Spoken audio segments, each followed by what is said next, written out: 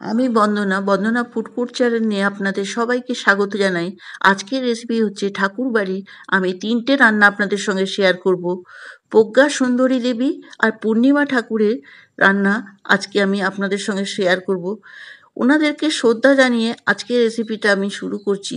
আজকে আছে ওনাদেরই লেখা বইয়ের থেকে পাওয়া ৩টে রান্না। আছে মুগ ডালের পোড়ো, এঁচোড়ের হিংড়ি আর টমেটো মাছ। দারুণ স্বাদের এই ৩টি রান্না তখনকার দিনে এত সুন্দর, এত সুস্বাদু যে আপনারা রান্নাটা করলেই বুঝতে পারবেন। আসুন না দেখে নিন। এখানে আমি বানাবো মুগ ডালের পোড়ো। ডালটাকে হালকা ভেজে আমি জলে ভিজিয়ে দিয়েছি। ৩টে রান্না আপনাদের সঙ্গে শেয়ার করব, সেই জন্যে একটু কম বেশি করে আমি রান্নাটা শেয়ার করেছি, আপনারা দেখবেন। এরপর ধুয়ে আমি মুগের ডালটাকে কুকারে ৩টে কাঁচা লঙ্কা আর অল্প নুন দিয়ে সেদ্ধ করে নেব।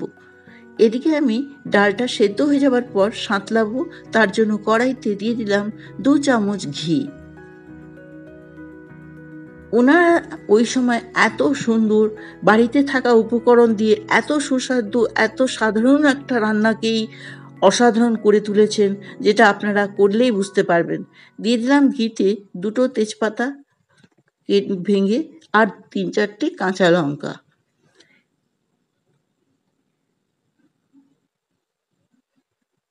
এরপর দিয়ে দেবো ১ চামচের মতন, আন্দাজ মতন আদা বাটা।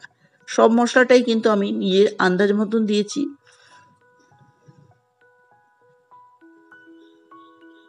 এরপর দেব সেদ্ধ করা মুগের ডাল। আমি খুব একটা জল রাখিনি মুগের ডালটাতে। এরপর মুগ ডালটাকে একটু ফুটে উঠলে তখন দিয়ে দেবো ১ বাটি দুধ। এরপর দিয়ে দেবো চিনি। চিনিটা অবশ্যই দেবেন, ডালটা মিষ্টি মিষ্টি হবে, নিরামিষ রান্না অবশ্যই, যেটা উনি লিখেছেন আমি আপনাদের সঙ্গে সেটাই শেয়ার করেছি। এরপর রেসিপি হচ্ছে আমার এঁচোড়ের হিংড়ি। দারুণ স্বাদের এই নিরামিষ রান্নাটা কিন্তু কথা বলছে, আপনারা করে দেখবেন। এরপর আমি ২টো আলু ডুমো ডুমো করে খোসা ছাড়িয়ে ডুমো করে কেটে রেখেছি। এরপর তেলেতে একটু নেড়ে চেড়ে ভেজে নেব, খুব একটা লাল করে ভাজার নেই।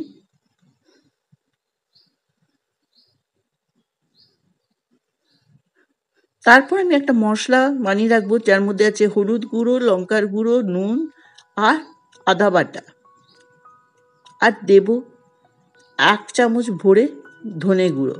এখানে কোনো জিরে গুঁড়ো উল্লেখ নেই, তো আমি জিরের গুঁড়ো ব্যবহার করিনি। এবার জল দিয়ে গুলে রাখবো।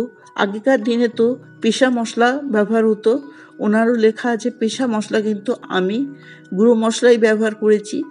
আপনারা চাইলে শিলনোড়াতে পিষে করতে পারেন। এরপর আমি এঁচোড়টাকে সেদ্ধ করে জল ঝরিয়ে রেখেছিলাম, এঁচোড়টা দিয়ে দিলাম। দিয়ে আমি একটু আলুর সঙ্গে ভাজা ভাজা করব। এরপর গুলে রাখা যে মশলাটা ছিল সেই মশলাটা দিয়ে দেবো, যার মধ্যে আছে হলুদ গুঁড়ো, নুন, লঙ্কার গুঁড়ো, আদা বাটা আর ধনে গুঁড়ো।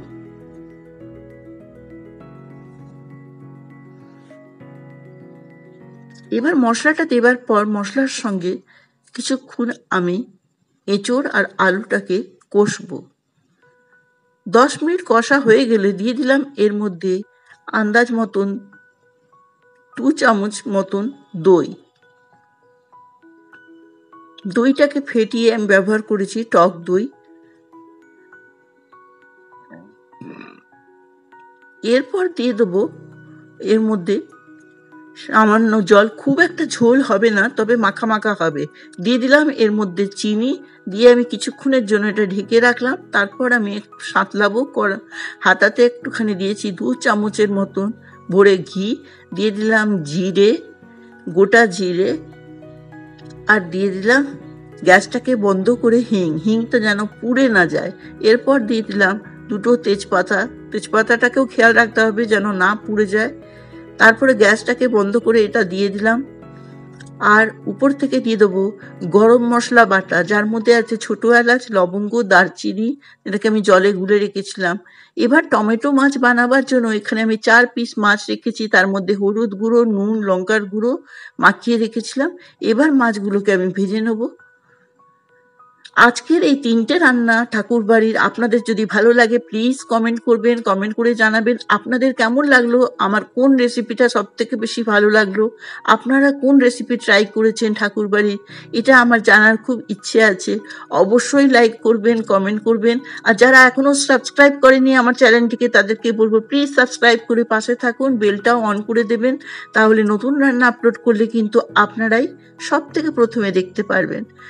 এবার মাছগুলোকে ভেজে তুলে নিলাম, তারপর ওই তেলেতেই দিয়ে দিলাম আন্দাজ মতন ফোড়নের জন্য কালো জিরে, দিয়ে দিলাম রসুন কুচি।